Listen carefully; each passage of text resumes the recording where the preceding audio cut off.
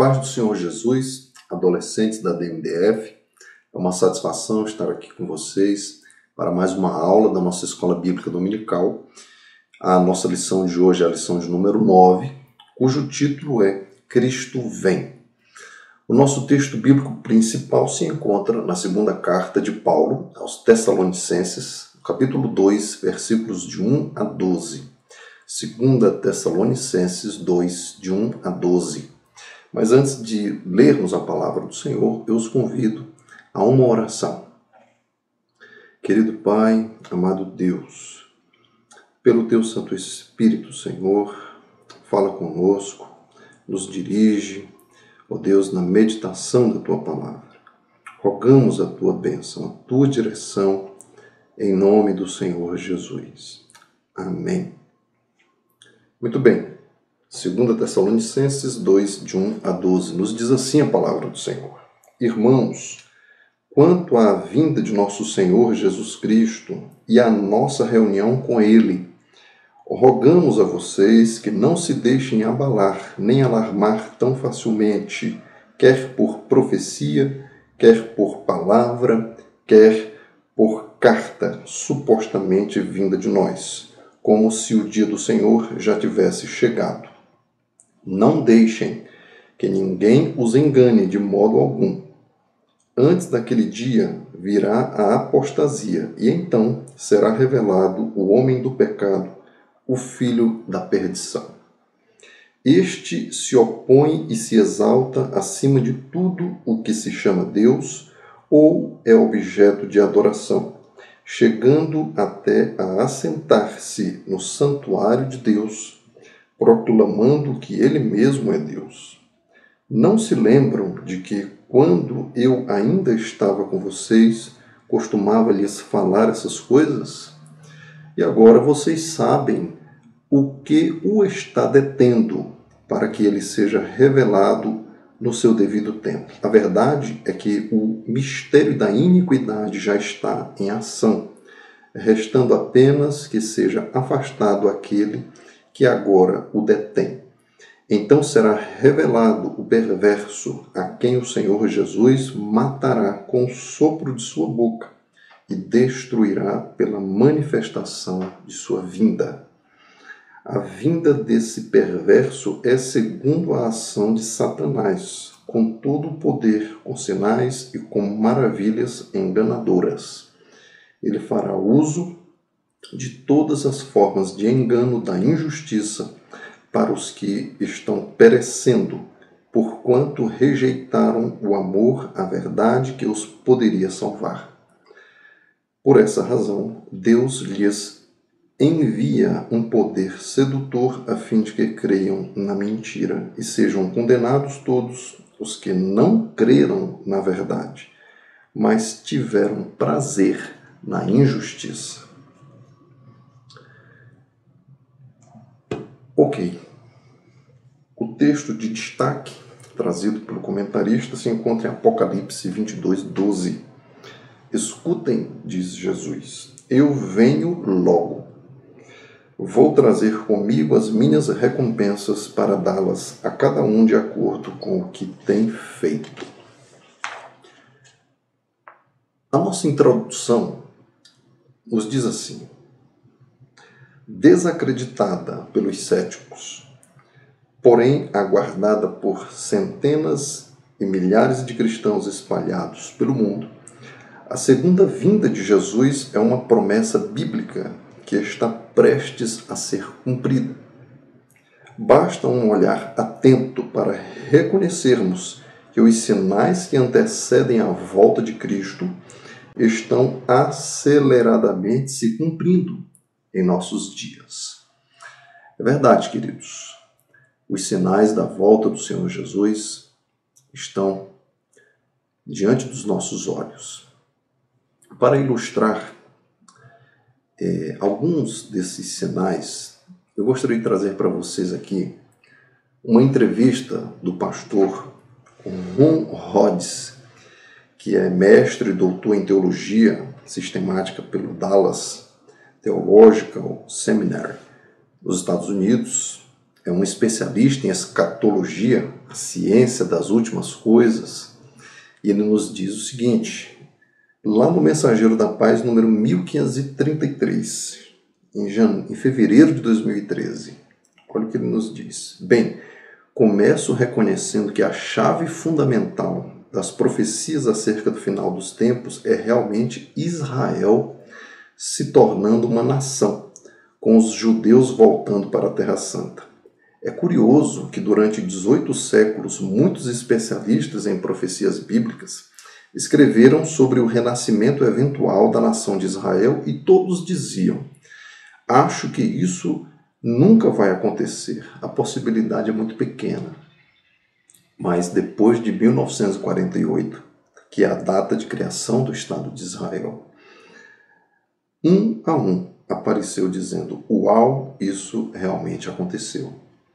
Foi um incrível desdobramento de eventos e eu acho que esse acontecimento prepara o palco para todo o resto. Se isso não tivesse acontecido, nós teríamos problemas com outros aspectos das profecias, porque este é um grande marco para outros aspectos. Mas além disso, temos outras coisas relacionadas, como por exemplo, o movimento para reconstruir o Templo de Jerusalém em um período de poucos dias. Vocês, inclusive, adolescentes, podem entrar na internet e colocarem lá Instituto do Templo. Vocês verão todo esse trabalho que está sendo desenvolvido em Israel, os utensílios do templo, tantas e tantas coisas que já estão preparadas para a reconstrução do templo. E isso acontecerá, se Deus permitir, em pouco tempo. Continuemos. Há planos em andamento, com dinheiro sendo levantado, reuniões sendo realizadas, produção de peças, pessoas trabalhando e interagindo com o povo judeu, dando-lhes o sonho de sua visão. Além do que, temos ainda o alinhamento de algumas nações que, segundo a Bíblia, um dia formarão uma coalizão contra Israel. Rússia, Irã, Turquia. E temos também a União Europeia, que representa um estágio de renascimento do que foi o Império Romano. De maneira que você olhe para todo esse cenário e vê um conjunto de linhas que vão se aproximando e que em algum momento do futuro próximo estarão se intersectando. Aparentemente, essas linhas, a reconstrução do Templo de Jerusalém, o renascimento da formação do Império Romano, etc., caminham para se cruzar em algum ponto do futuro próximo. Tudo isso me leva a crer que, na verdade, estamos vivendo tempos muito finais. Todos os elementos, todos os sinais estão se cumprindo diante dos nossos olhos. O Senhor Jesus deixou tudo muito claro para nós. E Ele está às portas. O Espírito diz à igreja: ora vem, Senhor Jesus. E esse é o desejo, a esperança que arde no nosso coração. Continuemos. O primeiro tópico da nossa revista é a segunda vinda de Jesus. Vamos juntos. A Bíblia está repleta de textos que falam sobre a segunda vinda de Jesus. Nosso Senhor atestou que um dia, após sua morte e ressurreição, retornaria à terra para buscar a sua igreja. Os anjos ratificaram, confirmaram essa promessa. A segunda vinda do Senhor é a maior promessa para os salvos, é a bendita esperança da igreja. Por intermédio das cartas de Paulo, concluímos que a segunda vinda de Jesus ocorrerá em duas fases distintas, a saber, a primeira diz respeito ao arrebatamento da igreja, o encontro da noiva com o noivo nos ares, antes da grande tribulação. E a segunda corresponde à volta visível e gloriosa de Jesus com sua igreja no final da grande tribulação, para livrar o povo de Israel de seus inimigos na batalha do Armagedon, bem como julgar as nações e dar início ao reino de 1000 anos sobre a terra. A expectativa da volta de Jesus deve inspirar e impulsionar cada cristão a uma vida santa e agradável a Deus. Como disse o irmão Tiago, vocês também precisam ter paciência. Não desanimem, pois o Senhor virá logo. São muitos temas, são muitos assuntos, é uma matéria riquíssima, profunda, complexa. É todo um capítulo da teologia, a escatologia, o estudo das últimas coisas, o estudo dos eventos finais.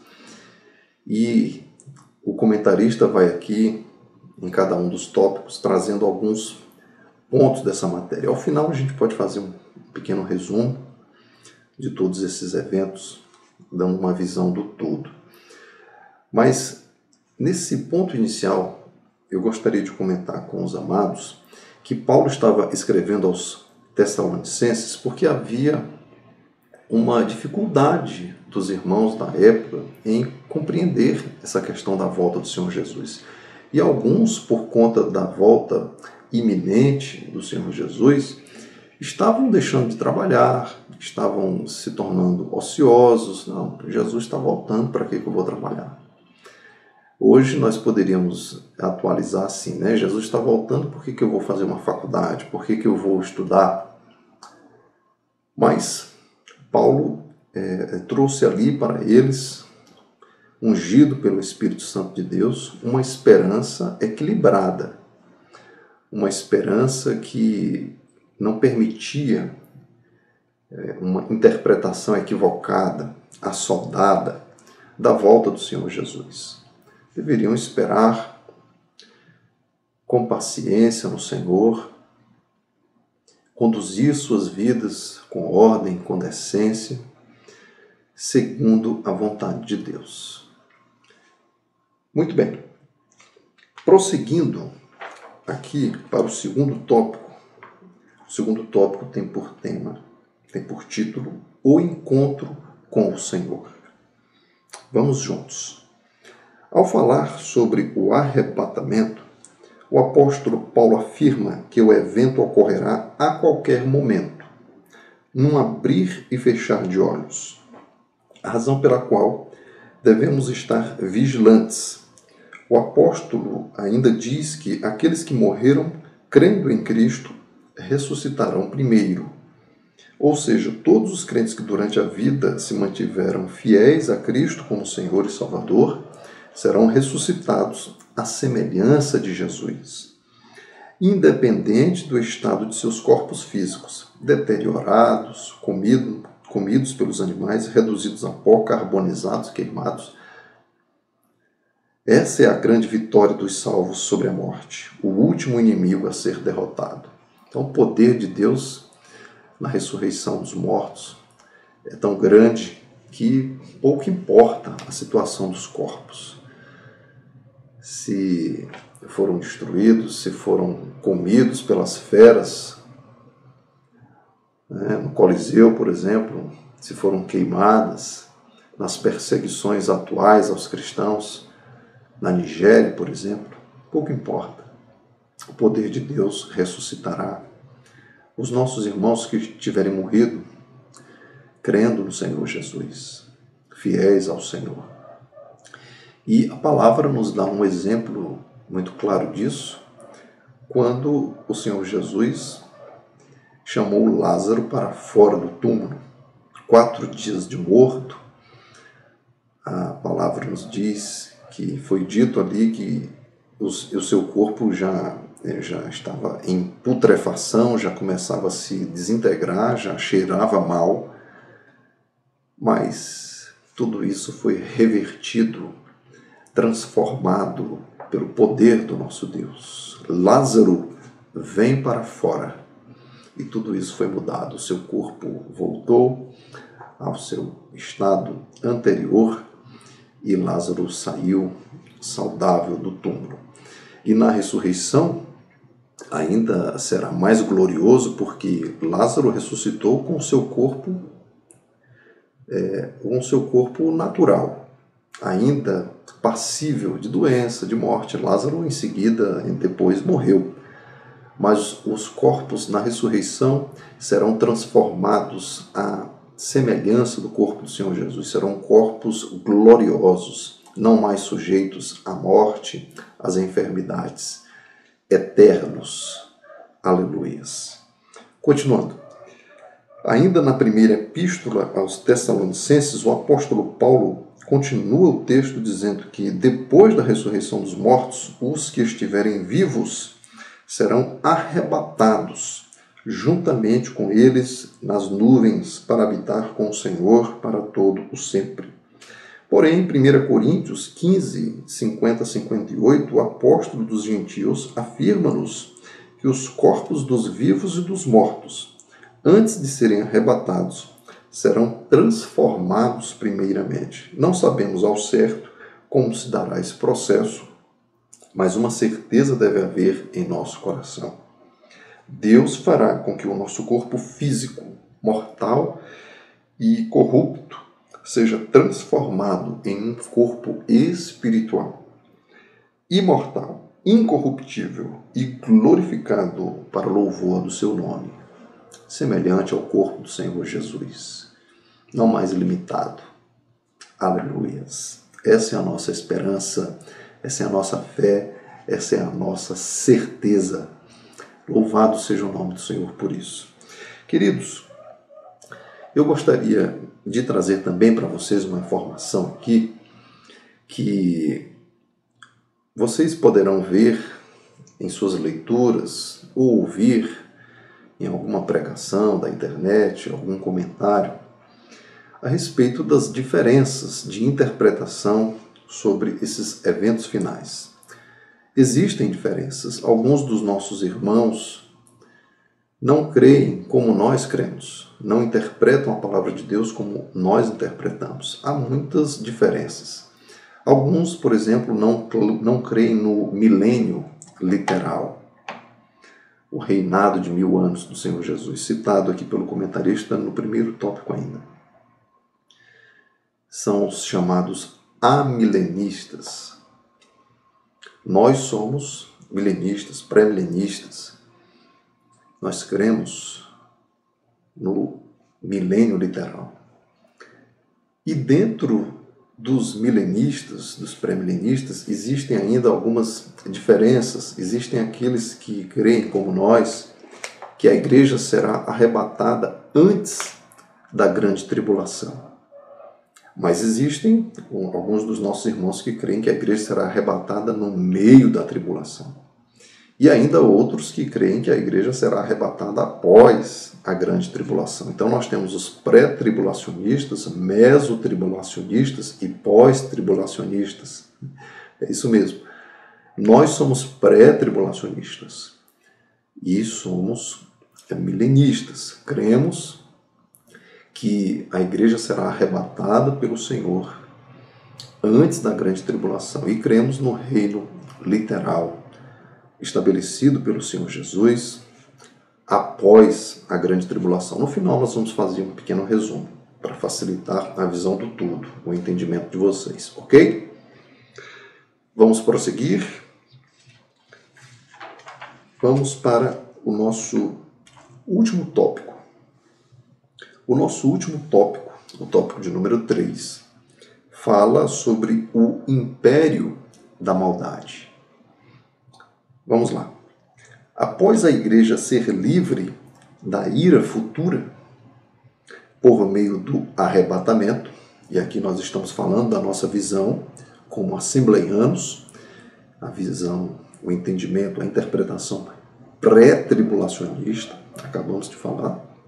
Nós seremos arrebatados, nos encontraremos com o Senhor nos ares antes da tribulação. Muito bem. A igreja, após ser livre da ira futura por meio do arrebatamento,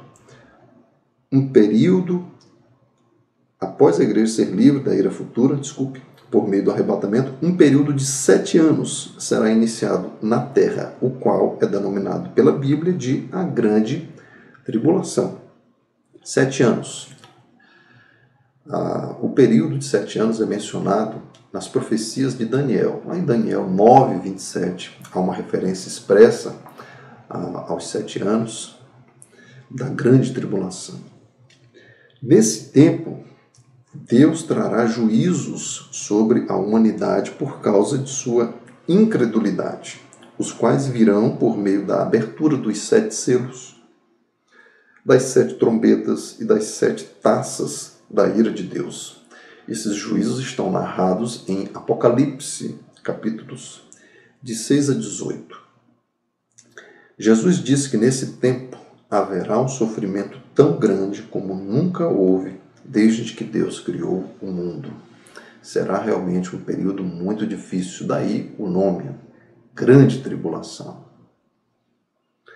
A Bíblia revela ainda a manifestação do homem do pecado, o filho da perdição, o anticristo, o príncipe que há de vir e que fará uma falsa aliança com Israel. Interessante que o anticristo fará uma aliança com Israel, uma aliança de paz, parecerá que tudo está bem, mas nos diz a palavra que no meio da tribulação, 3 anos e meio, essa aliança será quebrada, será rompida. Israel então passará a ser perseguida pelo anticristo, pelos seus aliados. E começa então um período de grande luta para Israel de maneira especial, que terminará ao fim da tribulação com os inimigos se juntando com o anticristo para vir destruir Israel, e então o Senhor Jesus volta, aí sim a segunda vinda, em glória, em poder, nas nuvens, visível para todos, e pelejará em favor de Israel, ali na batalha que é descrita na Bíblia como Armagedon. Ok? Prossigamos. O anticristo será um governante mundial que usará sua influência para obter apoio de todas as nações. Na visão de João, no livro do Apocalipse, o anticristo é a besta que surge do mar. Este é o maior líder de toda a história humana, um homem super inteligente, carismático, popular, demagogo, que virá no poder de Satanás. Ele exercerá controle sobre a política, a economia e a religião, e terá como aliados o próprio diabo e o falso profeta, formando assim uma tríade satânica. É uma imitação diabólica da Trindade Santa, do Pai, Filho e Espírito Santo. O inimigo, como vocês devem saber, ele gosta de imitar as obras de Deus, e até em sua pessoa trina, o inimigo aqui faz essa investida de imitação. Então, o anticristo, o diabo e o falso profeta, a tríade, a trindade maligna. Entretanto, é importante destacar, continua aqui o comentarista, que o império da maldade não durará para sempre. Segundo a Bíblia, o anticristo e o falso profeta serão derrotados por Cristo e lançados no lago de fogo ardente, inaugurando esse lugar de condenação eterna, inaugurando o inferno. O inferno ainda não foi inaugurado. Será inaugurado após o julgamento do diabo e no juízo final, que nós falaremos ainda um pouco à frente. Então, esse lago ardente de fogo será inaugurado. O diabo será preso por 1000 anos durante o milênio e vencido completamente após o final dele. Ok? O comentarista para por aqui, mas nós ainda podemos trazer o elemento final após o juízo. Aqui ele se refere aqui, que é a transformação do céu, da terra, em novos céus e nova terra. Ok? Eu gostaria, inclusive, de trazer para vocês uma explicação sobre este último aspecto, a transformação do céu e da terra em novo céu e nova terra, que nos traz aqui o pastor Stanley Orton, na obra clássica para nós, Teologia Sistemática, uma perspectiva pentecostal. Ele nos diz o seguinte: Deus criará novos e maravilhosos céus e terra, que ficarão para sempre livres de toda mancha de pecado. Aí haverá uma alegria eterna. Nossa salvação traz-nos a um novo relacionamento que é muito melhor do que aquele que Adão e Eva desfrutavam antes da queda. A descrição da Nova Jerusalém demonstra que Deus tem para nós um lugar melhor do que o Jardim do Éden, com todas as bênçãos do Éden intensificadas. Deus é tão bom. Ele sempre nos restaura a algo melhor do que aquilo que perdemos. Desfrutamos da comunhão com Ele agora, mas o futuro reserva-nos a comunhão intensificada com o Pai, o Filho e o Espírito Santo e com todos os santos. A vida na Nova Jerusalém será emocionante. Nosso Deus infinito nunca ficará sem novas alegrias e bênçãos para oferecer aos redimidos. E posto que as portas da cidade sempre estarão abertas, quem sabe o que os novos céus e terra terão para explorarmos. Que maravilha, não é, queridos? As promessas de Deus para nós são maravilhosas. Então, cumprindo aqui a minha promessa, vamos fazer aqui um breve resumo de todos esses elementos. Vocês viram que é uma aula complexa, é uma matéria muito rica, muito cheia de detalhes.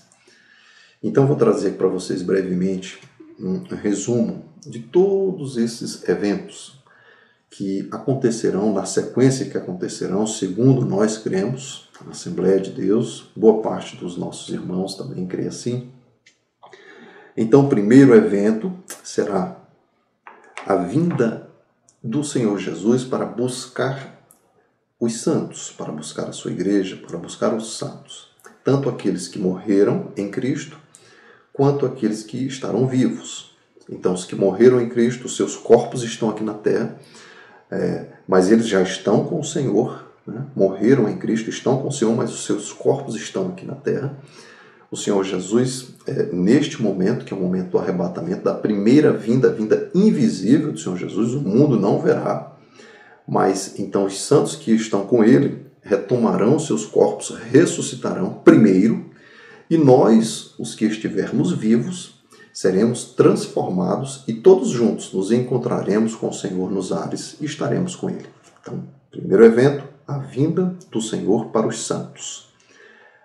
Esta vinda não será vista, não será vislumbrada de maneira imediata pelo mundo. O mundo perceberá que algo aconteceu, porque os santos foram retirados da terra. Aleluia! Mas é uma vinda para os santos. Depois disso, nós estaremos com o Senhor e então acontecerá o tribunal de Cristo. O tribunal de Cristo é para os santos. Lá no tribunal de Cristo serão avaliadas as nossas boas obras para fins de galardão, de prêmio, ok? Não será avaliada a questão da fé, da salvação, porque só estará no tribunal de Cristo os salvos. Então, no tribunal de Cristo serão avaliadas as nossas obras para fins de galardão, recompensa. Também acontecerá nesse período a boda do Cordeiro, a ceia com o Senhor, né? São dois eventos principais que acontecerão logo após a primeira vinda do Senhor, a vinda do Senhor para os santos. E nesse momento, né, os santos foram levados e estarão com o Senhor, passando pelo tribunal de Cristo para recompensas, para galardão, e estarão nas bodas do Cordeiro. E nesse mesmo período terá sido iniciado o período da grande tribulação. A igreja já estará com o Senhor, mas terão iniciados os 7 anos da tribulação, né? Então, já vimos, o anticristo fará uma aliança com Israel, no meio dos 7 anos, 3 anos e meio, essa aliança será rompida, o anticristo virá contra Israel com os seus aliados, e então, ao final da grande tribulação, o Senhor Jesus, com os seus santos que já estão com ele, não é? Foram arrebatados, foram transformados, e passaram pelo tribunal de Cristo, receberam seus galardões, passaram pelas bodas do Cordeiro, lá com ele, e então virão juntos, né, o Senhor com os seus santos, ao fim da grande tribulação, para pelejar em favor de Israel no Armagedon. Ok? Muito bem. Depois disso, o Senhor Jesus instaurará o milênio, o período de 1000 anos na Terra. O inimigo, o diabo, será preso durante esse período de 1000 anos e, ao fim desse período de 1000 anos, o inimigo será liberto e ele se rebelará novamente e então o Senhor fará o juízo final. O juízo final, o juízo que também é chamado pela palavra de o juízo, o tribunal do grande trono branco. E então ali naquele tribunal, o juízo final, o diabo, seus anjos, né, serão então lançados no inferno, definitivamente. Vamos rapidamente. Primeira vinda, invisível para o mundo, apenas para os santos. Nós seremos arrebatados, os que estão com o Senhor retomarão seus corpos, serão ressuscitados. Os santos estarão com o Senhor, e então virá o tribunal de Cristo para galardão as bodas do Cordeiro. Nesse mesmo período se iniciará na terra a grande tribulação. 7 anos, no meio dos 7 anos, a aliança entre o anticristo e Israel será rompida, virão contra Israel. Ao fim dos 7 anos, o Senhor Jesus com os seus santos descerão, e aí é a vinda visível para todos, nas nuvens, em poder e grande glória. Pelejaremos em favor de Israel na batalha do Armagedon. Vencidos os inimigos de Israel, o Senhor instaurará o milênio, 1000 anos de reinado do Senhor Jesus com os seus santos. O diabo estará preso. Ao fim do milênio, o diabo será libertado, haverá uma grande rebelião contra o Senhor e então se instaurará o juízo final, o tribunal do grande trono branco. E então, sim, o inimigo será definitivamente debelado, lançado no lago de fogo, e o Senhor transformará os céus, a terra, em novos céus e nova terra. E nós habitaremos para sempre com o Senhor, em glória, em eterna bonança, alegria e felicidade. Eu sei que o meu tempo já passou um pouquinho, mas eu gostaria de fazer uma citação para vocês rapidamente sobre a beatitude, a plenitude maravilhosa de estar com o Senhor. Para começar, olha como será. Nunca chegaremos ao fim de explorar nosso Criador. Por natureza, Deus é infinito. E nós somos limitados. Assim, o que hoje meramente percebemos sobre o Criador, passaremos a eternidade procurando compreender. Imagine finalmente começar a entender como Deus é um em natureza e 3 em pessoa. Ou como Jesus Cristo pode ser ao mesmo tempo completamente Deus e completamente homem. Imagine explorar as profundezas do amor, sabedoria e santidade de Deus. Imagine sempre crescer em capacidade para sondar sua imensidão, imutabilidade, incompreensibilidade. E para completar, quanto mais virmos a conhecê-lo, mais haverá para conhecer. Aleluia! Nunca chegaremos ao fim de explorar a obra criativa de Deus. O universo será literalmente nosso playground. Mesmo que fôssemos capazes de investigar exaustivamente tudo sobre o novo céu e a nova terra, Deus poderia criar panoramas novíssimos para explorarmos. Nunca chegaremos ao fim de conhecer os companheiros cristãos. Nossa habilidade de apreciar uns aos outros será aumentada exponencialmente. Que maravilha! Louvado seja Deus pela sua bendita e gloriosa promessa. Mantenhamos o nosso coração com esta doce esperança, essa doce certeza. Louvado seja o nome do Senhor. Meus queridos, que Deus os abençoe ricamente, em nome de Jesus.